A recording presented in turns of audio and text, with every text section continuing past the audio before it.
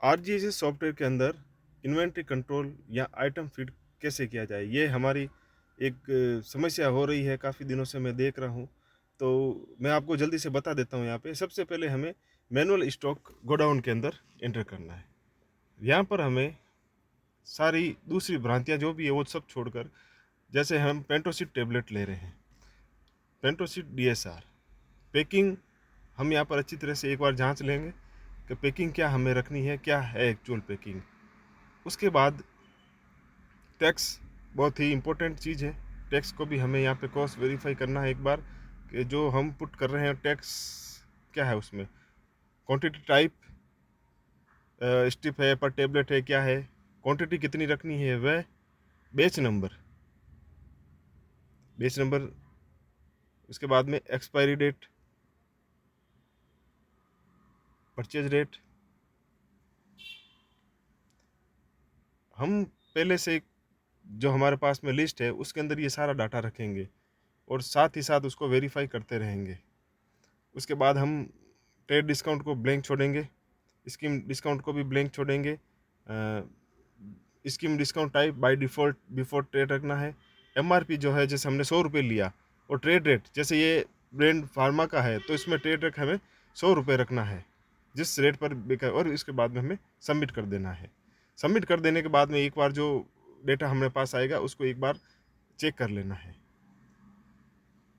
Item ये Pantocid DSR item select successfully हो गया है, सक्सेसफुल। अब हम इसे मैनुअल स्टॉक एंट्री के अंदर जाकर एक बार देख लेंगे कि जो हमारे पास जो लिस्ट है जो हमने बनाई है, जैसे होमवर्क करते हैं जिस तरह से, वो लिस्ट का जो सेल्स वैल्यू है वो बराबर मैच कर रहा है। जैसे उसकी एमआरपी 100 रुपये और हम 100 रुपये में कस्टमर को बेच रहे हैं, तो उसका सेल वैल्यू 100 रुपीज़ आ रहा है।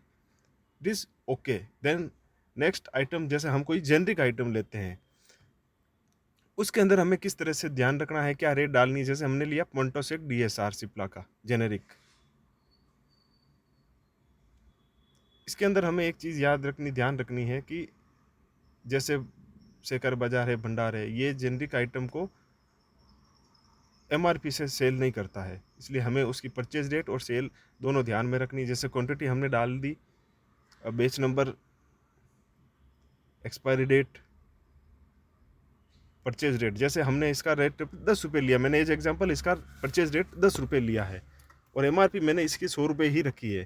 ट्रेड डिस्काउंट को ब्लैंक छोड़ देना है, स्कीम डिस्काउंट को ब्लैंक छोड़ देना है, स्कीम डिस्काउंट टाइप को as default percent after trade रखना है। किसी की भी आपको छेड़ना नहीं है, ओनली आपको ट्रेड रेट के अंदर कोई फिगर है जो इनपुट डालना है।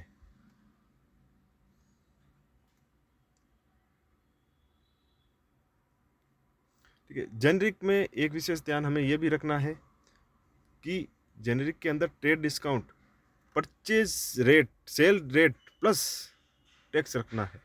मान लो हमने 10 रुपये में वो परचेज किया है और 15 रुपये में उसको हम कस्टमर को बेच रहे हैं, ठीक है, उसको हम 15 प्लस 12% टैक्स, 16 रुपये और 80 पैसे हो जाएंगे। एमआरपी हमें एज यूज इसको सेव कर देना है। और अब हमें स्टॉक 116 रुपये समथिंग हमारा लाइबिलिटी कहे तो वो आना चाहिए, 116 रुपये। ये देखिए 116 रुपये और 80 पैसे बराबर आ रहा है, it means this is okay.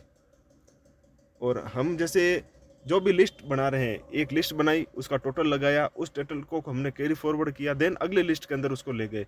ऐसे करके हमें पर लिस्ट वाइज या 40-40 या 30-30 आइटम की एक लिस्ट बना लेनी है। उस लिस्ट की हमें रो वाइज और कॉलम वाइज टोटल लगा लेनी है और वो एक एक पेज हमें इसके अंदर डालते हुए जाना है और साथ साथ इसे चेक करते जाना है कि हम जो इनपुट डाल रहे हैं वो एग्जैक्टली बराबर हो रहे हैं या नहीं हो रहे। मैंने यहाँ पर एक लिस्ट बनाई है 2 आइटम की, वो अभी मैं डिस्प्ले कर रहा हूँ। उससे पहले मैं आपको ये बता देना चाहता हूँ कि सबसे इम्पोर्टेंट जानकारी ये है कि हमें ट्रेड रेट के अंदर, अगर कोई फार्मा रेट पे है तो ट्रेड रेट के अंदर फार्मा में एमआरपी, और अगर वो जेनरिक या इंजेक्टेबल या कंज्यूमेबल सर्जिकल आइटम है तो उसका cell rate plus tax, tax कुछ भी हो सकता है, 12%, 5%, 8% प्लस टैक्स करके वो हमें इनपुट डालना है। वो हमने एक लिस्ट बनाई है, इस तरह से जैसे देखिए ये लिस्ट आई रही है, ये पेंटोसिक DSR इसका मैंने 116 रुपये और 80 पैसे आया है और वो मैंने आपको शो कर दिया। धन्यवाद।